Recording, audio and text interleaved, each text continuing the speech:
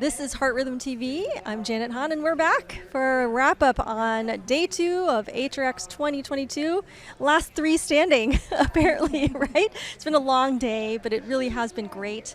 The day started so great, right, with the health equity session. I thought that was the best to have that as the first session of the day. I mean, that stuff is usually put at the end of the day, which I think is really not the right thing to do, because it's probably one of the biggest issues that we're facing today is really health equity, and it expands into digital health equity, right? Inclusion, equity, literacy, it all is tied together. So Clyde Yancey and Kevin Thomas led a great session, so go ahead and watch it online if it's available. So what else did you guys see today? Yeah, I think the health equity session, the health equity session as the first one was such a great idea. Having talked to Dr. Yancey, I think this is one of those unique opportunities where we don't have to circle back to these algorithms decades later and say, hey, did we introduce bias in this 20 years ago? And then address it. We have an opportunity up front, say, the technology that we're developing, is it going to help all our patients? Because otherwise, what's the point, right?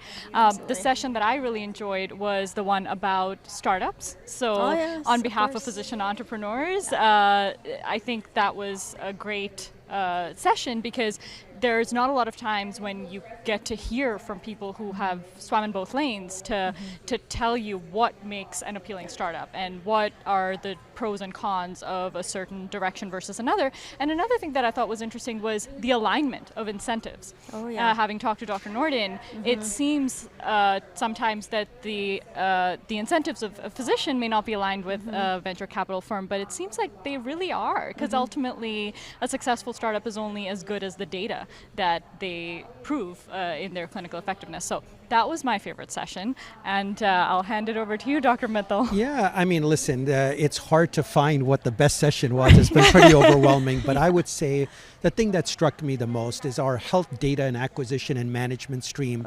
You know, initially we thought of it as implantable devices, remote monitoring of those.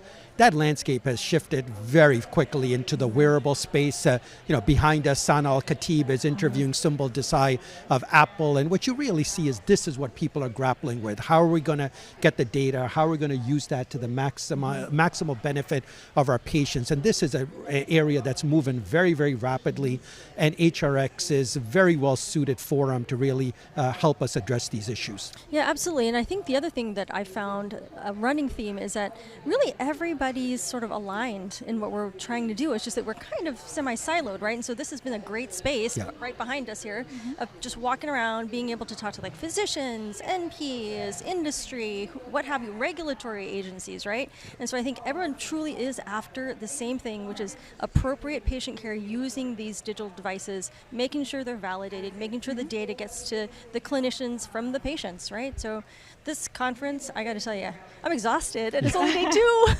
So really good exhausted. Yeah, really good exhausted for sure. So we got a lot more to come tomorrow. HRX 2022 day 3, so stay tuned, we'll be back.